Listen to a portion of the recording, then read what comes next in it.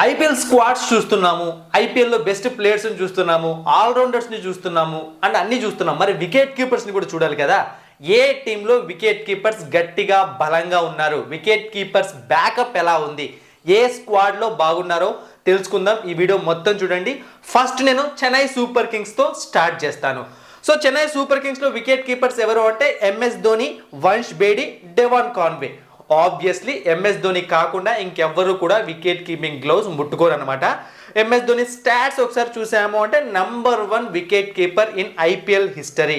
257 ఇన్నింగ్స్లో 148 catch outs, 42 stumpings and 190 dismissals టోటల్గా. అయితే మీకు డౌట్ ఇప్పుడు అనిపిస్తుంది అనమాట మీకు, వికెట్ కీపర్ ఒకవేళ ఎంఎస్ ధోని కాకుండా వస్తే ఇంకెవరు వస్తారు?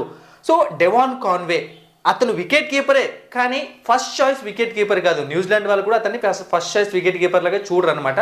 సో పెద్దగా ఎక్స్పీరియన్స్ లేదు. ఇక వంశ్ బేడి కూడా లేదు.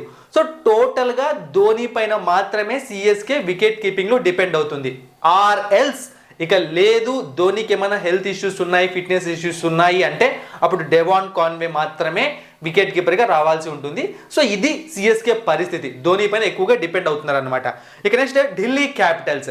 వీళ్ళ టీంలో KL Rahul, Tristan Stubbs, Abhishek Porel, Donovan Ferreira ఉన్నారు. అయితే ఇక్కడ నాకు చిన్న డౌట్ ఉందన్నమాట, మీకు కూడా ఈ డౌట్ ఉండే ఉంటుంది. కేఎల్ రాహుల్ వికెట్ కీపింగ్ చేస్తాడో చేయడా? ఎందుకంటే ఇంతకు ముందు తను ఎల్ఎస్జికి కెప్టెన్గా ఉన్నప్పుడు తను వికెట్ కీపింగ్ చేయలేదు, తను ఫీల్డింగ్ చేసేవాడు, నికోలస్ పురాన్తో వికెట్ కీపింగ్ చేయించేవాడు. బట్ ఇప్పుడు చూసాము అంటే ఈ టీంలో KL Rahul, Tristan Stubbs, Abhishek Porel ముగ్గురు కూడా ప్లేయింగ్ 11లో ఉంటారు. బట్ ట్రిస్టన్ స్టబ్స్ పక్కన తీసేద్దాం, ఇతను కూడా ఫస్ట్ చాయిస్ వికెట్ కీపర్ కాదు, బట్ బ్యాకప్ వికెట్ కీపర్ అంతే. ఇంటర్నేషనల్ ఫార్మాట్లో కూడా పెద్ద ఎక్స్పీరియన్స్ ఏమీ లేదు. సో అభిషేక్ పొరెల్ ఈ మధ్య స్టార్ట్ చేశాడు, ఒక 20 మ్యాచెస్ 18 ఇన్నింగ్స్ అనుకుంటా, అంత మాత్రమే ఆడాడు.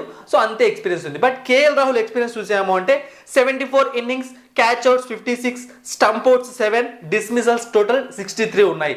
సో నాకు తెలిసి ఢిల్లీ క్యాపిటల్స్కి కేఎల్ రాహుల్ వికెట్ కీపింగ్ చేస్తాడు అనిపిస్తోంది.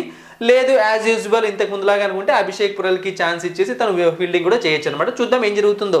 మరి మీరేమనుకుంటున్నారో కామెంట్ సెక్షన్లో కామెంట్ చేయండి. ఇక నెక్స్ట్ గుజరాత్ టైటాన్స్. సో వీళ్ళ దగ్గర ముగ్గురు వికెట్ కీపర్స్ ఉన్నారు, Jos Buttler, Anuj Rawat and Kumar Kushagra. So ఎవరు వికెట్ కీపింగ్ చేస్తారు?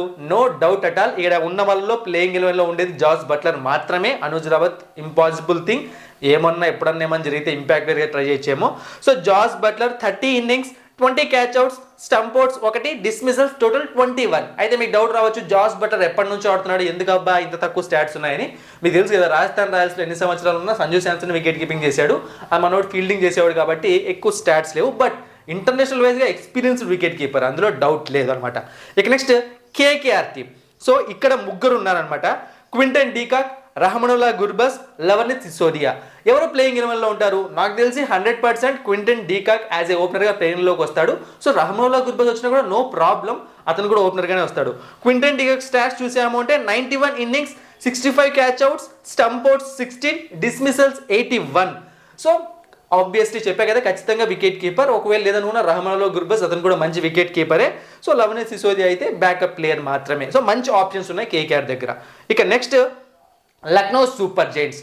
Rishabh Pant, Nicholas Pooran, Aryan Juyal. So Rishabh Pant stats చూసాము అంటే 101 innings, catch outs 72, stump outs 23, dismissals 95.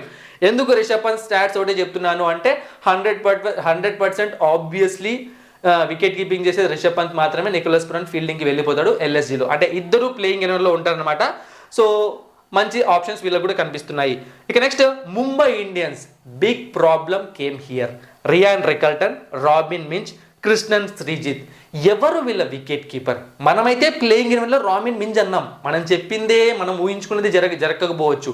So problem ఎక్కడొస్తుంది అంటే ఎవ్వరికి పెద్ద ఎక్స్పీరియన్స్ లేదు, అందరూ ఇన్ఎక్స్పీరియన్స్డ్ వికెట్ కీపర్సే కనిపిస్తున్నారు. ఈవెన్ రియాన్ రికల్టన్కి కూడా ఇంటర్నేషనల్ వైజ్గా పెద్ద ఎక్స్పీరియన్స్ లేదు.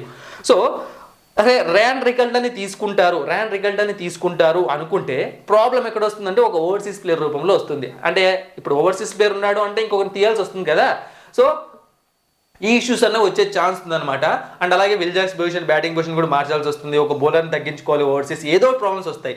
రాబిన్ మించ్తో కంటిన్యూ చేయాలి. సో ఎవరికి కూడా పెద్ద ఎక్స్పీరియన్స్ లేని వికెట్ కీపర్స్ ఈ టీంలో ఉన్నారు. ఈ సంవత్సరం ప్రాబ్లమ్స్ ఫేస్ చేస్తుందా లేకుంటే ఒక కొత్త సూపర్ వికెట్ కీపర్ని మనం చూస్తామన్నది తెలిసిపోతుంది. ఇక next Punjab Kings. Prabhsimran Singh, Vishnu Vinod, Josh Inglis. So ఇక్కడ కూడా చూసుకున్నాము అంటే ఇంటర్నేషనల్ వైజ్గా జాష్ ఇంగ్లీష్కి లీగ్స్ వైజ్గా కొంచెం ఎక్స్పీరియన్స్ ఉండొచ్చేమో. ఇక మిగతా ప్రప్ సిమ్రాన్ సింగ్ అవ్వచ్చు, విష్ణు వినోద్ అవ్వచ్చు, వీళ్ళకి పెద్ద ఎక్స్పీరియన్స్ ఏం లేదు. ప్రప్ సిమ్రాన్ సింగ్ కూడా మనం ఐపీఎల్లో చూస్తున్నాం, కొన్ని మ్యాచ్లు మాత్రమే ఆడాడు. సో ఇక్కడ కూడా ఇన్ఎక్స్పీరియన్స్డ్ వికెట్ కీపర్స్ కనిపిస్తున్నారు. అయితే ప్లేయింగ్ ఎలెవన్లో ఎవరు ఉంటారు? సో ప్రప్ సిమ్రాన్ సింగ్ ఖచ్చితంగా ఉంటాడు కాబట్టి ప్రెసెంట్ అతనే వికెట్ కీపర్ అయ్యే ఛాన్స్ ఉంది. ఒకవేళ మార్కస్ స్టోయినిస్ని మిడిల్ ఆర్డర్లో యూస్ చేసుకుంటాము, ఇంపాక్ట్ ప్లేయర్గా యూస్ చేసుకుంటాము అంటే జాష్ ఇంగ్లీష్ ప్లేయింగ్ ఎలెవన్లోకి వస్తే అతను వికెట్ కీపింగ్ చేసే ఛాన్సెస్ కూడా పెరిగిపోతాయి అనమాట. సో చూద్దాం ఏం జరుగుతుందో. సో పంజాబ్ కింగ్స్లో కూడా అంత ఎక్స్పీరియన్స్డ్ వికెట్ కీపింగ్ అయితే నాకు కనిపించట్లేదు. ఇక నెక్స్ట్ రాజస్థాన్ రాయల్స్.